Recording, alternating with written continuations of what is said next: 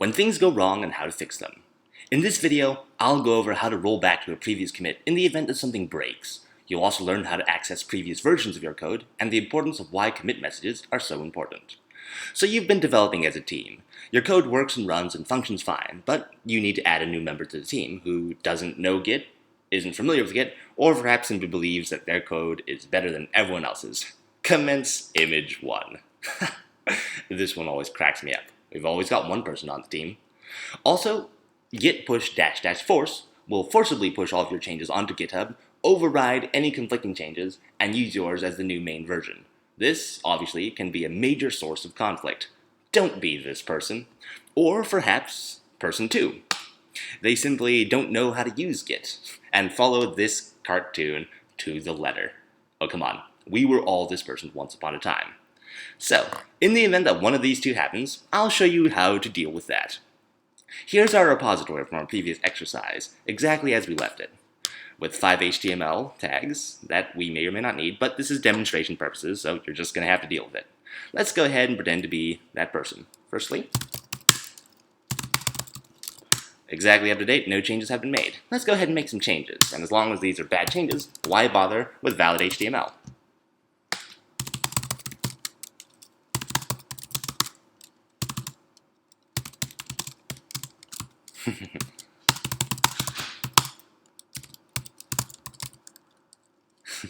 Clearly, this person never makes mistakes. Now we run a git status, you can see that we are ahead by 1 commit. Except that this is a commit that we do not want to push. Here's how you would roll that back. Git reset -- soft, and I'll show you the difference between soft and hard when rolling back commits in a second. Head as a reference to your previous commit, and the shift 6 is the caret symbol. And that just goes with this, I don't know how or why, but that's how it works. Now to run a git status, you can see that the commit has been rolled back and our changes are still here in the staged area. Let's just say this person is incredibly persistent and insists that their code must be committed.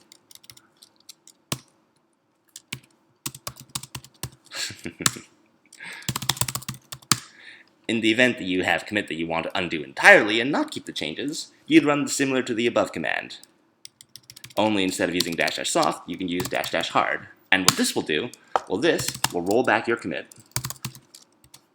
to such a stage that it is back at the previous version, or the previous commit, and undoes your changes. And you just saw it live in Sublime. Our change is like it never existed. But let's say you go ahead and make multiple commits you want to roll back. As head is a reference to your previous commit, it'll only roll you back one stage. What if you wanted to go further, or you had a lot of code you want to undo? Let's go ahead and make a few bad commits.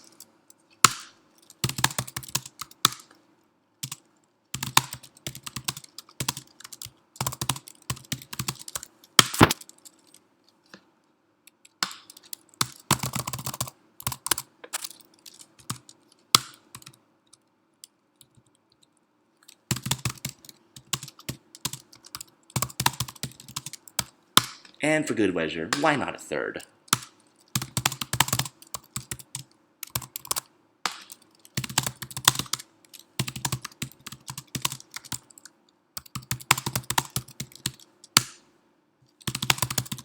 And now we're 3 commits ahead, and we're in a position where every single one of those commits is one that we do not want to keep. You can keep track of your commits by running a git log and see the SHA IDs associated with each commit, as well as the commit message, and this is an example of why commit messages are important. Rolling back to fix it, even though we don't know what was fixed, is usually a bad idea. Fixed it is a terrible, terrible commit message, but this is demonstration purposes. You'll write more verbose commit messages whenever you get into production code. But let's just say we want this commit right here. We can go ahead and copy that ID, press Q to get out of this, and run git set -- hard, and then just paste in the commit ID that we want. This will roll us all the way back to that specific commit. And now we're back to our previous commit, well, not previous commit, but 3 commits ago, and all this is like it never happened. And this works and functions, but there is one downside to this. We run a git log now, you'll see it completely erases the history as well. And this can be highly disadvantageous if your GitHub already has a copy of this repository and the bad history that everyone else has since copied down to their own machines. This can be a major source of conflict, and there is a way to get around this. Let's say you make a change, but you're not sure if it's a mistake, or maybe it is a mistake, but you want to keep the history anyways. Let's go ahead and make some changes. It's valid HTML, maybe we do want to keep that.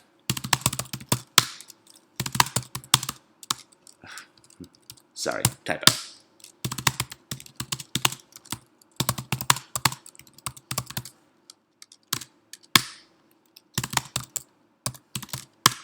And here you can see we're ahead by one commit. But let's say we want to roll back this one. But maybe we want to keep the history because maybe it is important. And there's a way to do that. Instead of using git reset, you would use the git revert. And I'll show you how to do that in just a second. Firstly, let's pull the git log. Pull our SHA ID just like we needed. Git revert --no -commit. At which point you can paste in the SHA ID followed by --head. And what this says is revert everything from head, which is your last commit, all the way to the previous commit. And this could be 1 commit ago, 2 commits ago, or 10 commits ago.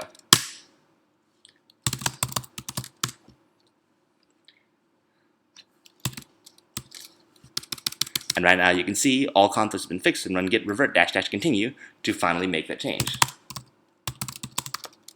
And sometimes this will throw a message at you, but git revert continue is usually a good way to go.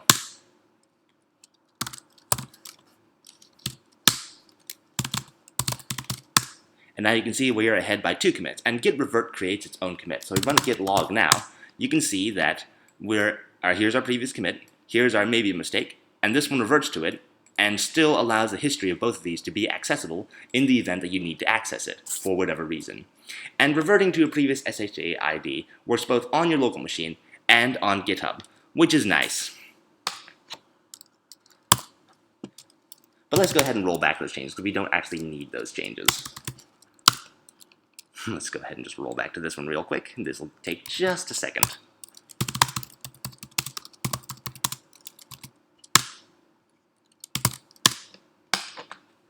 Let's say you have your online repository, and here's our repository, but you can also go into the history of your repository. Let's say we want to go all the way back to Jupyter back here. There's a nice and easy way to do this.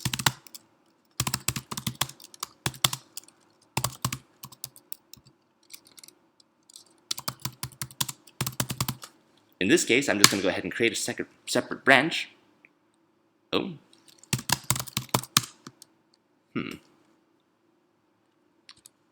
Right. Can't separate into a different command. That's single command, give it a single command name. And now we're on backwards branch. Git log, you can see that this starts an exact copy with all of its previous commits, just because it's a copy of master. Let's go ahead and send this one back to the dark ages.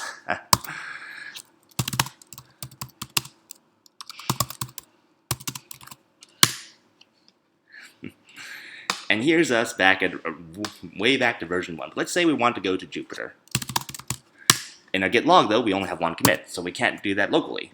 And yet, on our GitHub, we have access to all the IDs right here. I can go ahead and select this, copy that ID as needed. I believe it's right there. Actually, there's a way to do this. I mean, it's also in the URL, so you could grab it from there, too. And because if you run a git remote -v, you'll still see that this is listed as the remote origin. So pulling a specific commit from your GitHub is as easy as git pull the name of the repository, which in this case is origin, as specified right here, and then pasting in the SHA you want. And now you can see right here, we are ahead by a few commits. And in our changes, we've got Jupyter. And that is how you pull a specific commit from your GitHub repository. Let's go ahead and check out back to master.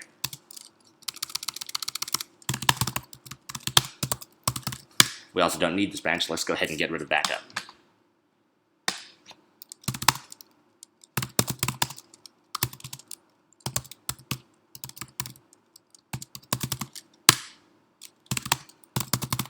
Our branch, oh, we still have oh no. We'll have to get rid of that one too.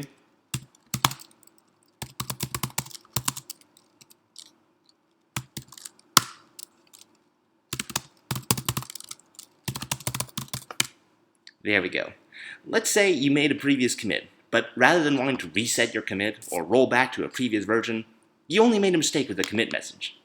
And right now, if we run a git log, you'll see that our commit messages fixed it, even though we don't know what exactly was fixed. And there's a way to roll back and change just the commit message itself.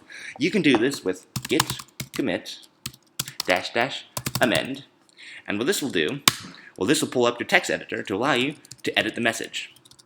However, there is a shorthand or quicker way to do this.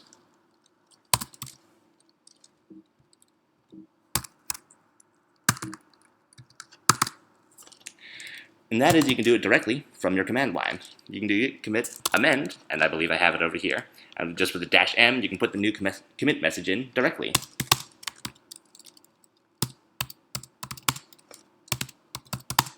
There we go. And we've changed our commit message just like that. And now you're familiar with how to roll back a commit, reset your commits, revert your commits, as well as pull a specific version, as well as amend the commits. And this will help you tremendously when managing deprecated or bad code. I will see you in the next video to show you how to use this in production, as well as how to debug larger projects where there's thousands of lines of code and you can't find the problem. See you soon.